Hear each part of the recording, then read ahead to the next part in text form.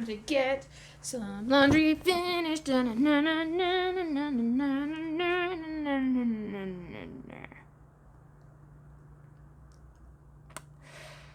It's time for Storytime Theatre, isn't it? Hi everyone, welcome back to Storytime Theatre. My name is Benny and I will be your storyteller today. And we are going to continue on with the great classic, Peter Pan. Now, a quick recap on the last chapter. The pirates defeated the Indians in combat. And that was about it. Yeah. They're now about to kidnap the Lost Boys, which is something that I thought they were going to do 2 chapters ago. But now we're here. So, without further ado, let's jump right on in to chapter 13 of Peter Pan. Do you believe in fairies? The first to emerge from his tree was Curly. He rose out of it into the arms of Seiko, who flung him to Smee, who flung him to Starkey, who flung him to Bill Jukes, who flung him to Noodler, and so he was tossed from one to another till he fell at the feet of the Black Pirate. All the boys were plucked from their trees in this ruthless manner, and several of them were in the air at a time, like bales of goods flung from hand to hand. A different treatment was accorded to Wendy, who came last. With ironical politeness, Hook raised his hat to her and offered his arm, escorted her to the spot where the others were being gagged. He did it with such an air that she was too fascinated to cry out. Perhaps it is telltale to divulge that, for a moment, Hook entranced her, and we tell on her only because her slip led to strange results. Had she haughtily unhanded him, and we should have loved to write it of her, she would have been hurled through the air like the others, and then Hook would probably not have been present at the tying of the children. And had he not been at the tying of the children, he would not have discovered Slightly's secret. And without the secret, he could not presently have made his foul attempt on Peter's life. They were tied up to prevent their flying away, doubled with their knees close to their ears. And for this job, the Black Pirate had to cut a rope into 9 equal pieces. All went well with the trussing until Slightly's turn came, when he was found to be like those irritating parcels that use up all the string in going round and leave no tags with which to tie a knot. The pirates kicked him in their rage, just as you kick the parcel, though in fairness you should kick the string. You shouldn't kick anything. Not a child, not a package or a parcel or a string. Don't kick things. And strange to say, it was Hook who told them to belay their violence. His lip was curled with malice triumph, while his dogs were merely sweating because every time they tried to pick up the unhappy lad tight in one part, he bulged out in another.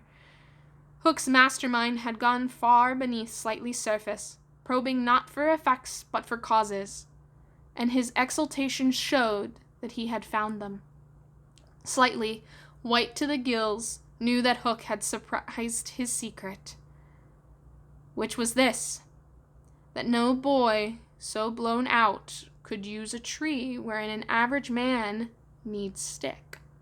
Poor Slightly, most wretched of all children now, for he was in a panic about Peter, bitterly regretting what he had done. Madly addicted to drinking water when he was hot, he had swelled in consequence to his present girth, and instead of reducing himself to fit in his tree he had, unknown to the others, whittled his tree to make it fit him. Ooh, things are about to get spicy. Sufficient of this Hook guessed to persuade him that Peter at last lay at his mercy, but no word of the dark design that now formed in their subterranean caverns of his mind crossed his lips. He merely signed that the captives were to be conveyed to the ship, and that he would be alone. He indicated that the little house must be used as a conveyance.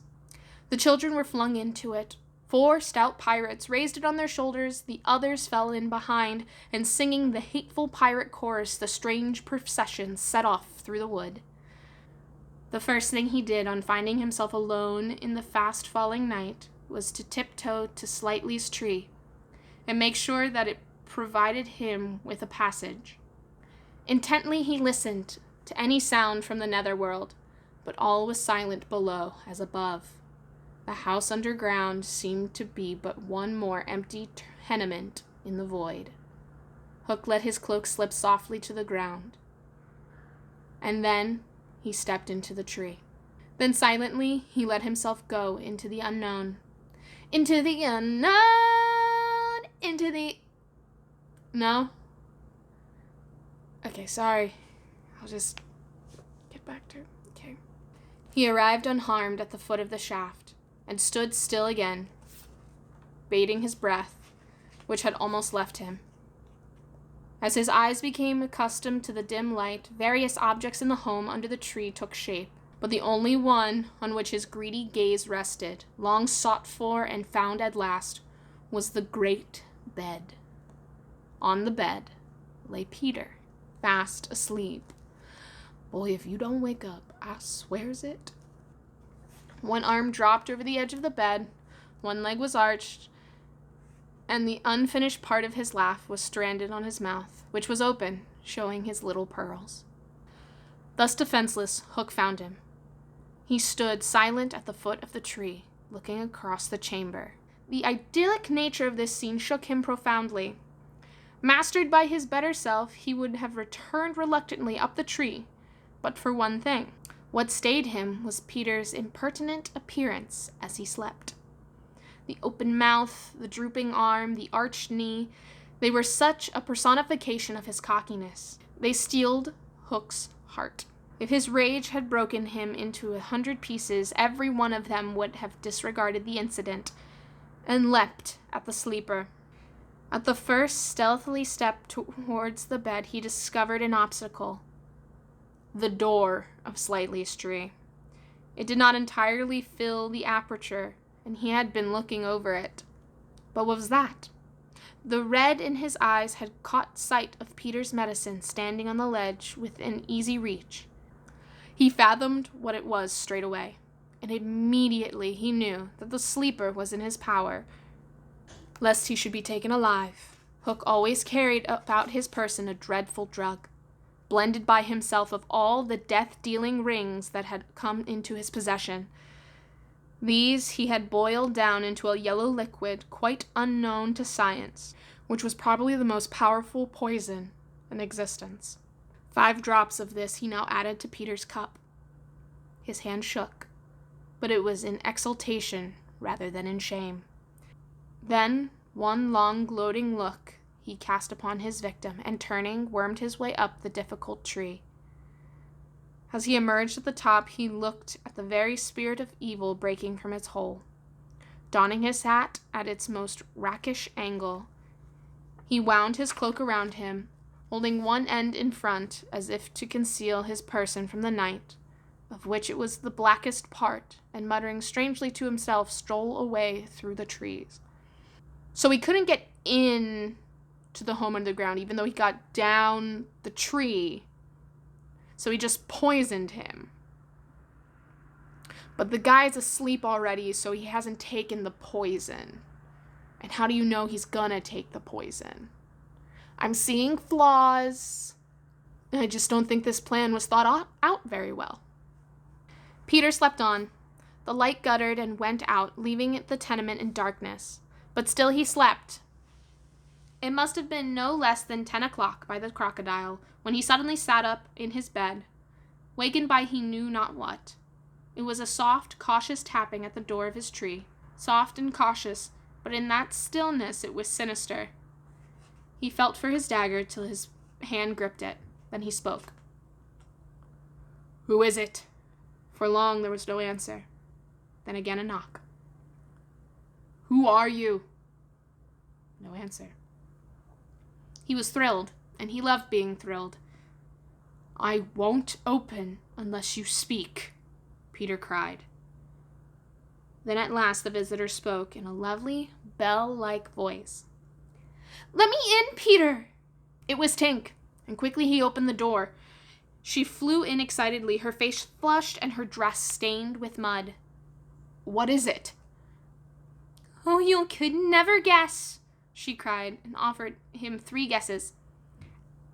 "Out with it!" he shouted, and in one ungrammatical sentence, as long as the ribbons conjured pulled from their mouths, she told of the capture of Wendy and the boys. Peter's heart bobbed up and down as he listened. Wendy bound, and on the pirate ship. She who loved everything to be just so. "I'll rescue her," he cried, leaping at his weapons. As he leapt, he thought of something he could do to please her. He could take his medicine. Oh my gosh, boy, not the time. Go adventure. Go save the world.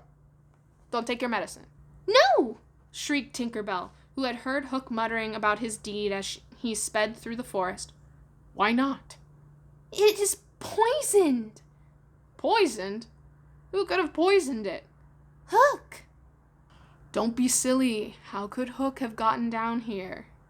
Alas, Tinker Bell could not explain this, for even she did not know the dark secret of Slightly's tree. Nevertheless, Hook's words had left no room for doubt. The cup was poisoned. "Besides," Peter said, quite believing himself, "I never fell asleep." He raised the cup. No time for words now. Time for deeds. And with one of her lightning movements, Tink got in between his lips and the draught, and drained it to the dregs. "Why, Tink? How dare you drink my medicine?" She did not answer. Already, she was reeling in the air. "What's the matter with you?" cried Peter, suddenly afraid. "It was poisoned, Peter," she told him softly. "And now I'm going to be dead." "Tink, did you drink it to save me?" "Yes." "But why, Tink?" Her wings could scarcely carry her now, but in reply, she alighted on his shoulder and gave his nose a loving bite. She whispered in his ear, "You silly butt," and then tottering to her chamber, lay down on the bed. His head almost filled the 4th wall of her little room as he knelt near her in distress. Every moment her light was growing fainter, and he knew that if it went out she would be no more. Her voice was so low that at first he could not make out what she said. Then he made it out. She was saying that she thought she could get well again if children believed in fairies. Peter flung out his arms. There were no children there, and it was night time. But he had addressed all who might be dreaming of the Neverland, and who were therefore nearer to him than you think, boys and girls in their nighties, and naked papooses in their baskets hanging from trees. "Do you believe?" he cried. Tink sat up in bed almost briskly to listen to her fate. She fancied she heard answers in the affirmative. And then again, she wasn't sure. "What do you think?" she asked Peter. "If you believe, clap your hands," he shouted at them. "Don't let Tink die." You know what? Shoot. We can't let Tink die, y'all. First character that I actually care about. Can't let him die. Back to the story. Many clapped. Some didn't. A few little beasts hissed. The clapping suddenly stopped, as if countless mothers had rushed to their nurseries to see what on earth was happening. But already Tink was saved. First her voice grew strong, then she popped out of bed, and then she was flashing through the room more merry and impudent than ever. She never thought of thanking those who believed, but she would have liked to get at the ones who hissed. "And now to rescue Wendy." The moon was riding in a cloudy heaven when Peter rose from his tree, begirt with weapons and wearing little else, to set out upon his perilous quest. There was no other course but to press forward in redskin fashion. at which happily he wasn't an adept. But in which direction? For he could not be sure that the children had been taken to the ship. A slight fall of snow had obliterated all footmarks, and a deathly silence pervaded the island, as if for a space nature stood still in horror of the recent carnage. He had taught the children something of the forest lore that he himself had learned from Tiger Lily and Tinker Bell, and knew that in their dire hour they were not likely to forget it. Slightly, if he had an opportunity, would blaze the trees. Curly would drop seeds, and Wendy would leave her handkerchief at some important place. But morning was needed to search for such guidance, and he could not wait. The upper world had called him, but would give no help. The crocodile passed him, but not another living thing, not a sound, not a movement, and yet he knew that sudden death might be the next tree, or stalking him from behind. He swore his terrible oath. Hook or me, this time. Now he crawled forward like a snake, and again erect he darted across a space on which the moonlight played, one finger on his lips and a dagger at the ready. He was frightfully happy. And that, my friends, is the end of Chapter 13, Do You Believe in Fairies? Peter is off on his quest to find Wendy and the Lost Boys, and we're about to get the action we have been waiting for. So join me next time as we go on to Chapter 14 of Peter Pan, The Pirate Ship. Stay safe, everyone, and I'll see you next time. All right, back to laundry.